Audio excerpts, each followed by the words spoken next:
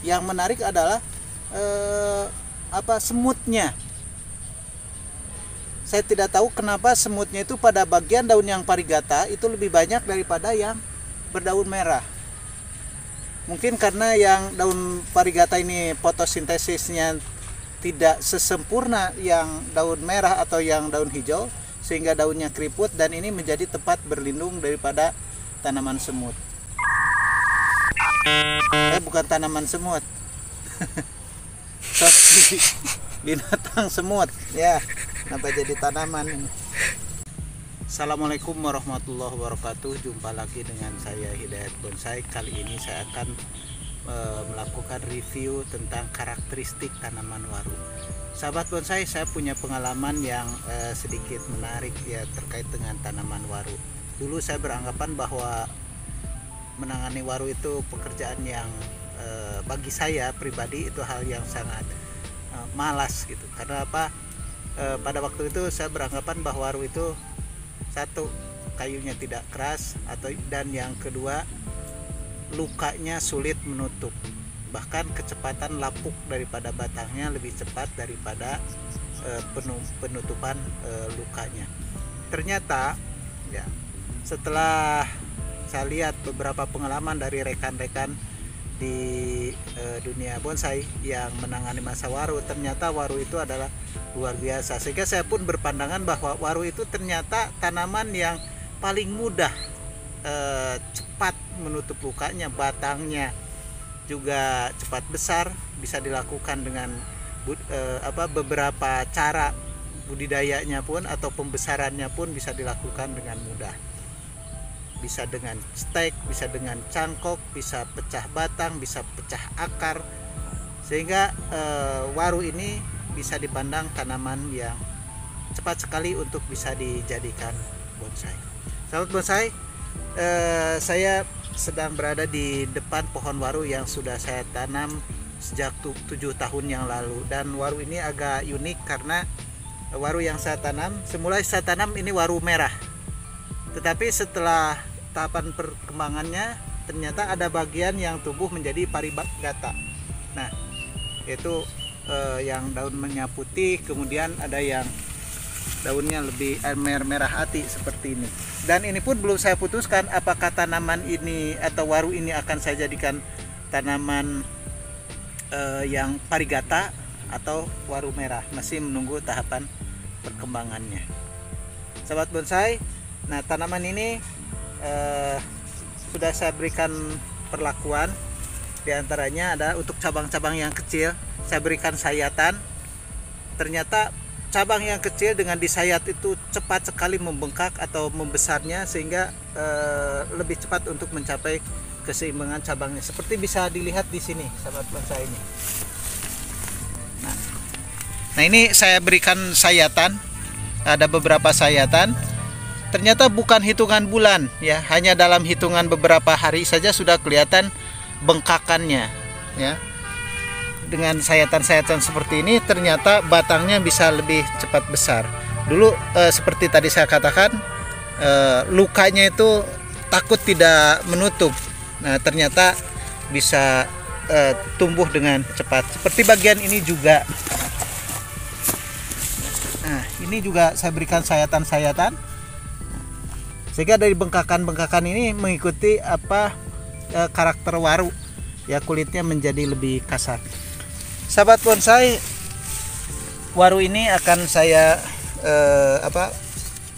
akan review ya, kemudian mungkin belum diputuskan apakah reposisi atau tidak, karena untuk mukanya apakah dari sini atau dari sana belakangnya, atau dari sana mukanya atau dari sini mukanya, ini belum diputuskan. Masih ya menunggu perkembangan tahapan daripada tanaman waru ini sendiri. Hal menarik yang lainnya dari tanaman waru, karena ini waru ini saya tanam di bebas ya, di ground, kan tidak pernah disemprot. Yang menarik adalah semutnya. Saya tidak tahu kenapa semutnya itu pada bagian daun yang parigata itu lebih banyak daripada yang berdaun merah. Mungkin karena yang daun parigata ini fotosintesisnya tidak sesempurna yang daun merah atau yang daun hijau, sehingga daunnya keriput dan ini menjadi tempat berlindung daripada tanaman semut. Bukan tanaman semut. Tapi binatang semut ya, kenapa jadi tanaman ini? Nah, sahabat bonsai, mungkin itu salah satu di antaranya mengapa semut lebih suka pada bagian daun parigata daripada daun yang berwarna merah. Tetapi ada hal yang keuntungan mungkin. Kalau saya memandang ini sebagai sebuah keuntungan, sehingga saya cenderung nantinya untuk menjadikan waru ini parigata pertimbangannya dibandingkan dengan waru merah. Karena dengan daunnya yang keriput, ya, akibatnya ruas-ruasnya menjadi lebih pendek. Sehingga ini lebih menunjang untuk bonsai dibandingkan dengan ruas-ruas pada cabang waru yang berdaun merah. Nah, ini bisa mungkin ini akibat adanya tadi fotosintesis yang tidak sempurna, daunnya keriput. Nah, ruasnya menjadi lebih pendek. Walaupun kelemahannya adalah menjadi sarang semut. Tapi saya yakin kalau penanganannya sudah bagus, ya hama-hama atau hewan semutnya sudah dibuang, ini akan lebih bagus.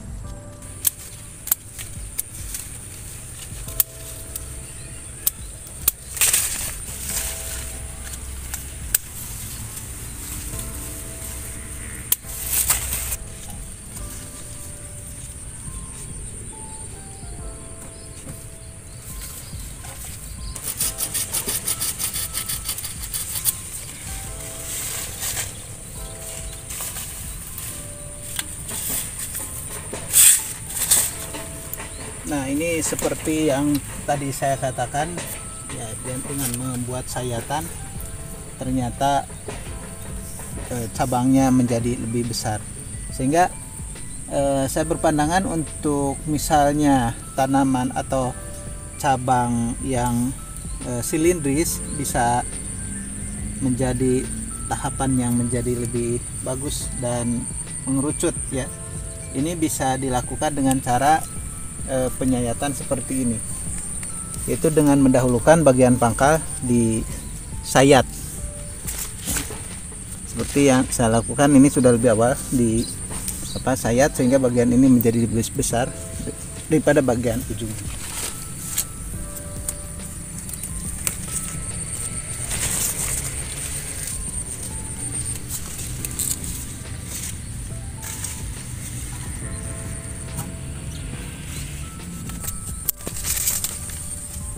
Setelah dilakukan pruning, mulai terlihat sepertinya untuk bagian muka ini lebih enak saya ambil dari sini.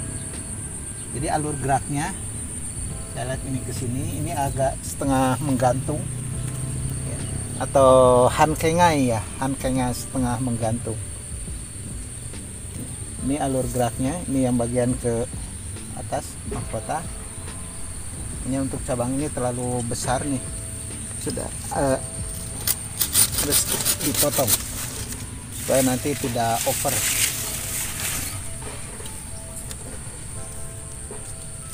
Nah, mulai dilakukan pemangkasan.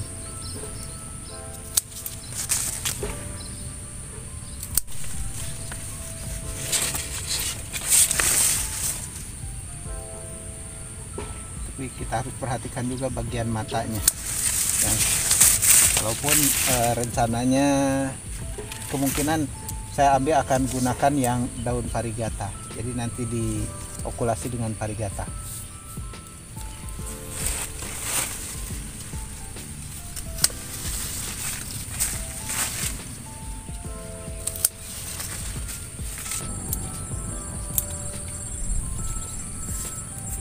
Sahabat bonsai, untuk muka sepertinya saya putuskan untuk muka saya ambil dari sini,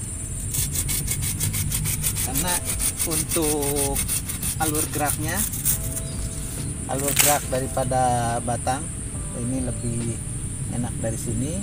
Kemudian bagian cabang yang pertama ini memanjang ke sana, agak turun ke bawah, sehingga ini menjadi tanaman yang setengah menggantung juga.